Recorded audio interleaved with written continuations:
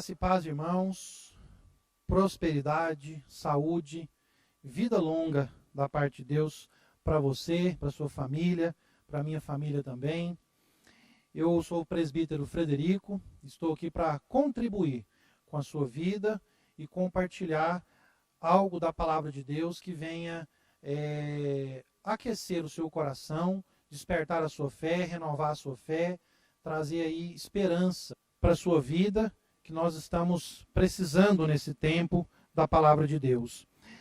Eu quero ler com você o capítulo 4 do livro de Hebreus, a partir do verso 12, que diz assim: Pois a palavra de Deus é viva e eficaz, e mais afiada que qualquer espada de dois gumes, e ela penetra até o ponto de dividir alma e espírito, juntas e medulas, e julga os pensamentos e intenções do coração. Eu vou continuar lendo esse texto, mas vamos dar uma pausazinha aqui, que eu quero compartilhar com você nesse momento, a respeito da importância que a palavra de Deus tem para a nossa vida nessa situação que nós estamos vivendo. A palavra da promessa, as boas novas, a palavra de Deus que Cristo, falando aos seus discípulos, disse: as minhas palavras são espírito e são vida. Então, o que o Senhor estava colocando ali é que a sua mensagem, o conteúdo daquilo que ele estava compartilhando conosco e também o que está registrado na palavra como um todo, são da parte do céu, são espirituais, são celestiais e faz bem para a nossa vida, para a nossa alma, para o nosso espírito, ela traz vida. E nesse trecho que eu li aqui, de novo a palavra de Deus está colocando, pois a palavra de Deus é viva e eficaz. Nós estamos aí vivendo tempos realmente difíceis. Os problemas, desemprego, empresas fechando, a insegurança com relação ao futuro, até quando vai esta pandemia, essa situação de enfermidade, problemas de saúde para o mundo, problemas de morte, que aumentaram muito aí nesse momento. Os jornais se acumulam em dizer notícias ruins, não são boas novas, são más notícias, e tudo isso grita ao nosso ouvido, grita na nossa mente, e nos deparamos com as nossas próprias demandas, as nossas próprias deficiências, e isso vai minando a nossa fé, a nossa esperança, se nós não estivermos firmados na palavra. Por isso, nesse tempo, a palavra de Deus se torna essencial, muito mais além do que qualquer outro tempo. É preciso estarmos fundamentados na palavra, com a palavra de Deus preenchendo a nossa mente,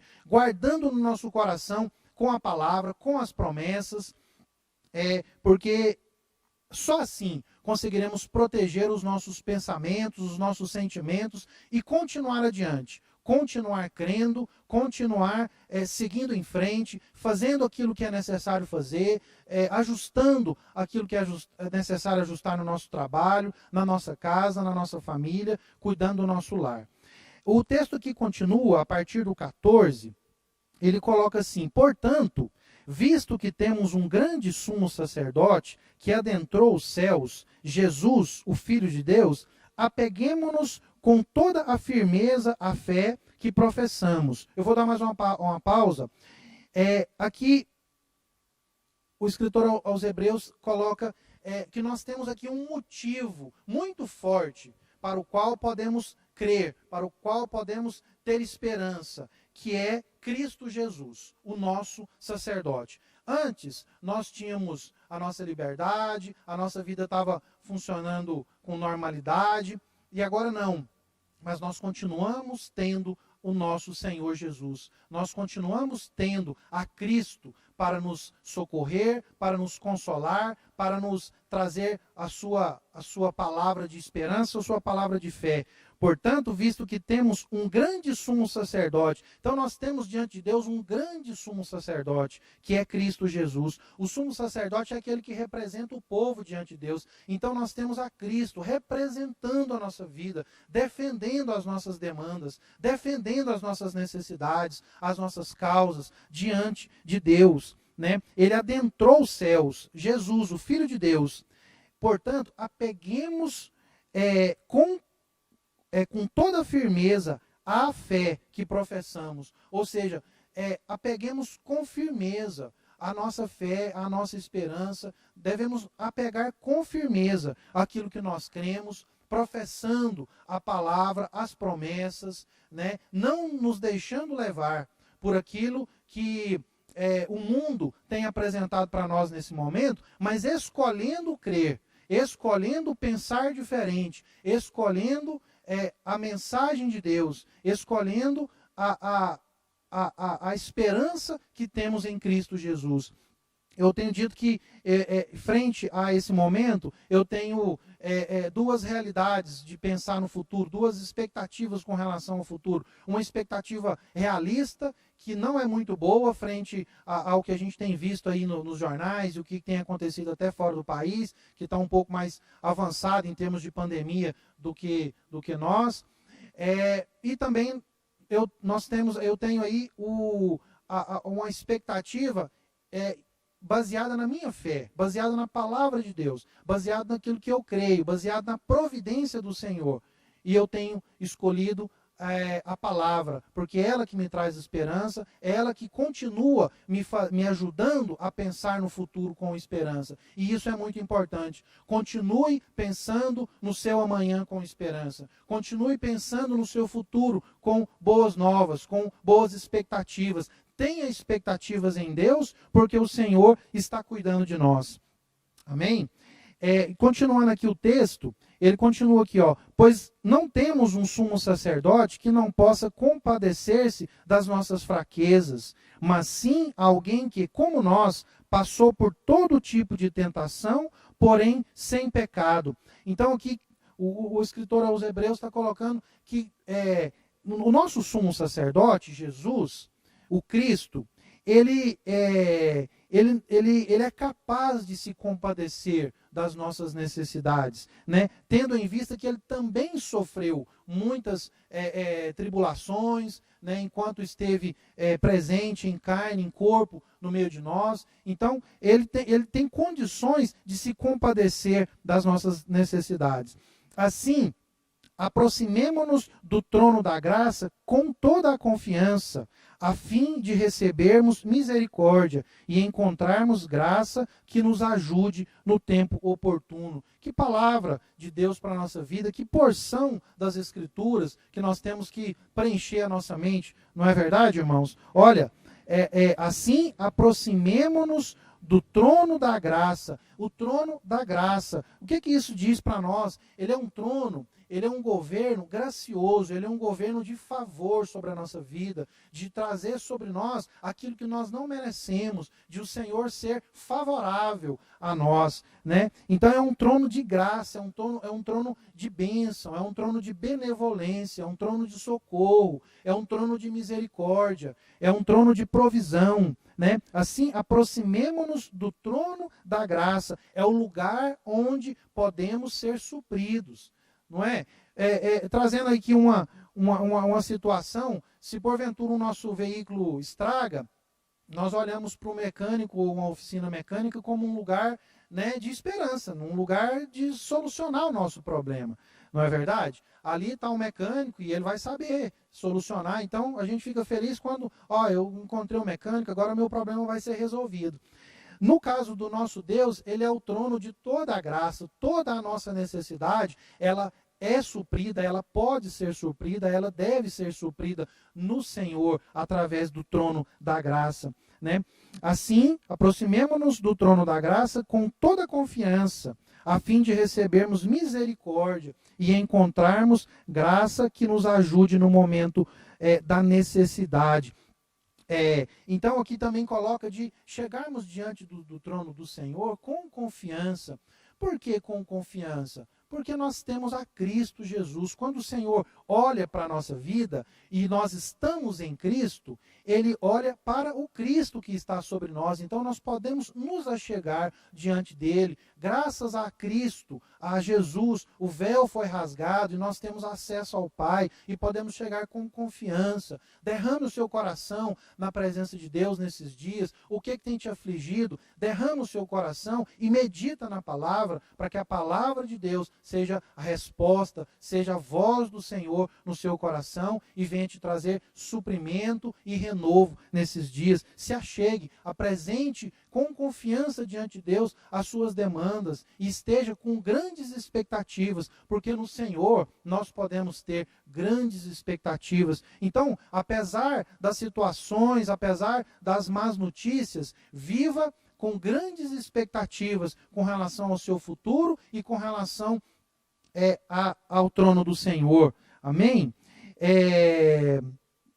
E lá, né, nesse trono da graça, nós podemos encontrar ajuda no momento da nossa necessidade, que é o momento de agora. Né? Esse é um momento que nos põe frente a muitas necessidades, muitas demandas, não é verdade? Então nós temos que ter essa afinidade com a palavra de Deus, com o Senhor, para que possamos renovar a nossa vida e a nossa mente. Irmãos, a palavra de Deus, ela tem muitas situações, muitos exemplos, onde situações adversas acometeram toda a humanidade, ou às vezes o seu povo. São muitos registros, são muitos relatos. Então, nesses dias, nós não devemos ficar pensando ou conjecturando que as coisas estão fora do controle de Deus. Tudo está ainda sob o controle de Deus, Ele ainda é soberano, mas há momentos que o Senhor precisa chacoalhar a terra, há momentos que o Senhor precisa chacoalhar o seu povo, há momentos que o Senhor precisa chacoalhar a sociedade como um todo. É mais ou menos aquilo que está em Salmos, né? Como que o Senhor, aquietai-vos e sabei que eu sou Deus. É o momento que o Senhor nos colocou para aquietai-vos e sabei que eu sou Deus. É hora de saber que Deus é Deus. É hora de saber que o Senhor é soberano e é Ele que controla todas as coisas. E é dele, de onde supre todas as nossas necessidades e demandas. Né? O Senhor é Jeová Jirê, não é no tempo da prosperidade, é no tempo também da escassez. Aí você vai conhecer especialmente o Jeová Jirê, o Senhor que te supre no tempo da escassez. Está escasso, mas o Senhor vai trazer o suprimento para o seu povo. Portanto, irmãos, a palavra de Deus ela é rica em muitos textos, em muitas mensagens, em muitas passagens que vão nos alimentar a fé. E eu quero te estimular, né? Eu quero contribuir com a sua vida, eu quero que o seu coração seja aquecido para que você esteja meditando nesses textos e renovando, trazendo à memória aquilo que te dá esperança. Amém? A palavra de Deus fala em Salmos 34, 19, muitas são as aflições do justo, mas o Senhor de todas o livra. Amém? Então, na vida, o Senhor Jesus colocou também, no mundo tereis aflições, mas tem de bom ânimo, eu venci o mundo. Então, nós viveremos situações difíceis. Sim, o Senhor já nos alertou.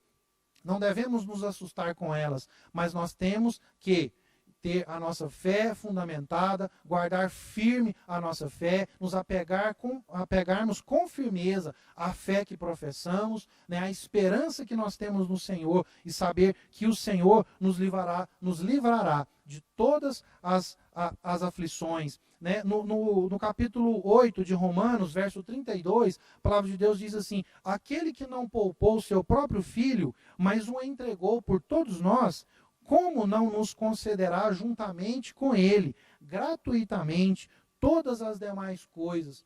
Então, irmãos, no Senhor Jesus, nós temos a garantia de que o Senhor cuidará de nós, de que o Senhor suprirá as nossas necessidades, de que esse tempo difícil vai passar e que o glorificaremos e que a palavra de gratidão estará ainda renovada no nosso coração e que podemos ter esperança. Amém? Então, que o Senhor seja generoso com a sua casa, com a sua família, seja abundante com o seu celeiro, seja abundante com a sua família, que te traga saúde, que te traga alegria, que te traga paz nesses dias, que traga bons relacionamentos para que você não fique só, solitário, né, nesse tempo, e que você tenha saúde e vida longa. É o desejo do meu coração para a sua vida, no nome santo de Jesus.